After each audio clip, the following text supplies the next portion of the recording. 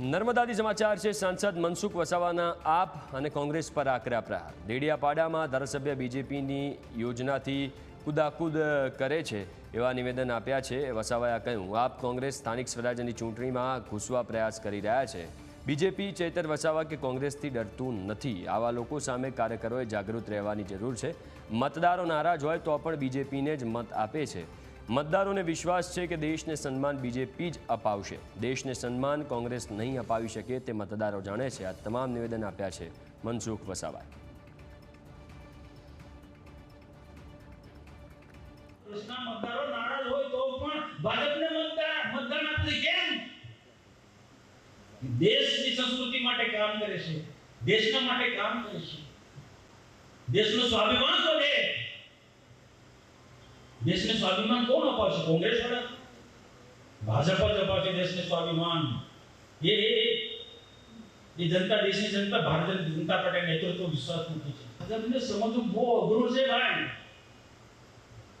કોઈ રાજકીય પાર્ટી નથી કે સત્તા માટે કામ કરનારી પાર્ટીના આપણે કોઈ કાર્યકર્તા નથી। આપણે રાષ્ટ્રીય સમર્પિત કાર્યકર્તા છે। પદ મળે કે ના મળે ચિંતા ન કરો।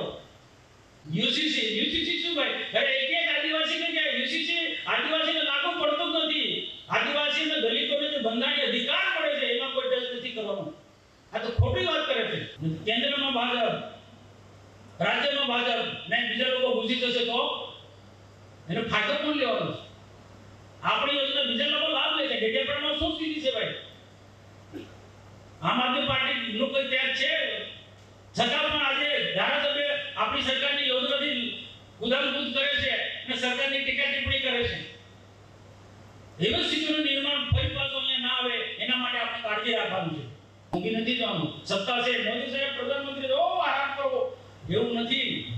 સજાગ રહેવાનું, જાગૃત રહેવાનું। એટલે કાર્યકર્તાને સમય પર ટકોર કરવામાં આવે છે। આમ આદમી પાર્ટી કે કોંગ્રેસને ગઠબંધન કરી આવનારા દિવસોમાં નર્મદા જિલ્લા પંચાયત કબજે કરવા માટે, તાલુકા પંચાયતો કબજે કરવા માટે, નગરપાલિકામાં ઘૂસવા માટે જે મહેનત કરી રહ્યા છે એનાથી તમને સાવધાન કરવા માટે આવ્યા છે। ડર નથી આપણને। સમજી લેજો કે મારા મંચ પર બેઠેલા નેતૃત્વને એમનો કોઈ નથી કોંગ્રેસનો ડર કે નથી ચૈતર વસાવાનો ડર। તમારે સાવધાન રહેવાની જરૂર છે।